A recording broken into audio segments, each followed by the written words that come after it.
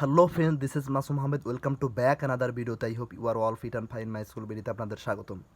I hope spoken English you are practising every single day, because if you want to improve your spoken English you need to practice a lot. আজকে আমরা practice সেশনে 9 নম্বর class নিয়ে আসছি এবং এখানে আছে আমরা ডিসকাস করতে যাচ্ছি এম, ইজার এবং ওয়াজ ওয়ার। আমরা এম ইজার কোথায় কোথায় ইউজ করতে পারি এবং ওয়াজ ওয়ার কোথায় কোথায় ইউজ করতে পারি। এম কোথায় ইউজ করতে পারি, ইজ কোথায় ইউজ করতে পারি, পার্সন ওয়াইজ আর কোথায় ইউজ করতে পারি, অথবা ওয়াজ কোথায় ইউজ করতে পারি, পার্সন ওয়াইজ বা ওয়ার কোথায় ইউজ করতে পারি। এগুলো আমরা আলাদা করে একটা করে আলাদা আলাদা এক্সাম্পল দিয়ে ধরে ধরে বোঝানোর চেষ্টা করবো, এক্সপ্লেন করার চেষ্টা করব। তাহলে আজকে আমরা এম ইজার এবং ওয়াজ ওয়ার নিয়ে ডিসকাস করতে যাচ্ছি। Let's start. তাহলে এম ইজার এটা সাধারণত ইউজ করে থাকে ফর প্রেজেন্ট কন্টিনিউয়াস টেন্সের ক্ষেত্রে। অ্যামিজার সাধারণত আমরা ইউজ করে থাকি প্রেজেন্ট কন্টিনিউয়াস টেন্সের ক্ষেত্রে। তাহলে প্রেজেন্ট কন্টিনিউয়াসের ক্ষেত্রে আমরা এম কোথায় ইউজ করি, ইজ কোথায় ইউজ করি, আর কোথায় ইউজ করি সেটা আমি বলে দিচ্ছি।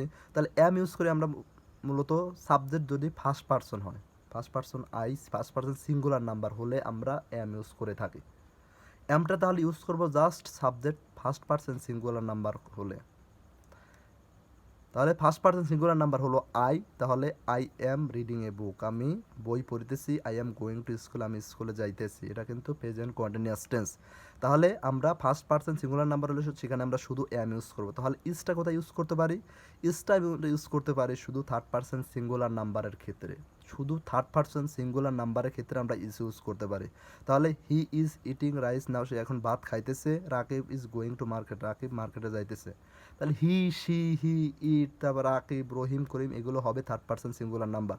এগুলোর ক্ষেত্রে আমরা ইজ ইউজ করব। আর আইটা আমি তো বলেই দিলাম, শুধু মানে আয়ের পরে আমরা এম ইউজ করবো, অর্থাৎ ফার্স্ট পার্সন সিঙ্গুলার নাম্বারের ক্ষেত্রে আমরা আই ইউজ করবো। আর বাদ বাকি সব ক্ষেত্রে অর্থাৎ first person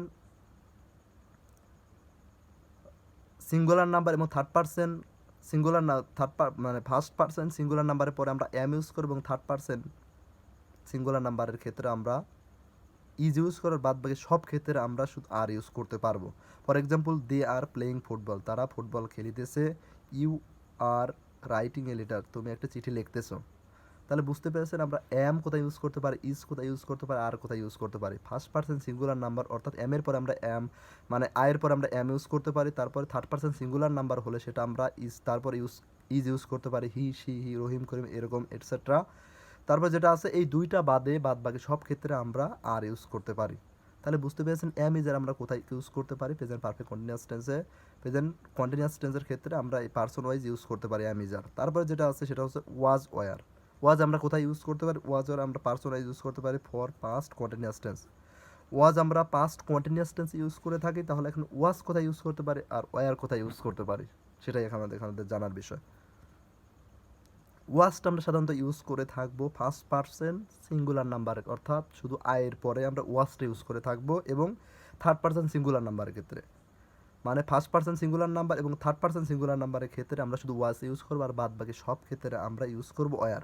for example, I was playing football, আমি ফুটবল খেলতেছি। তাহলে এখানে কিন্তু আইটা ফার্স্ট পার্সন সিঙ্গুলার নাম্বার। আর হি ওয়াজ ইটিং রাইস, সে ভাত খাইতেছে, হিটা কিন্তু third person singular number. Rakib was going to college, Rakib কলেজে যাইতেছে, রাকিবটা কিন্তু এখানে অবশ্যই থার্ড পার্সন সিঙ্গুলার নাম্বার। তার মানে আমরা ওয়াজটা ইউজ করবো শুধু ফার্স্ট পার্সন সিঙ্গুলার এবং থার্ড পার্সন সিঙ্গুলার নাম্বারের ক্ষেত্রে।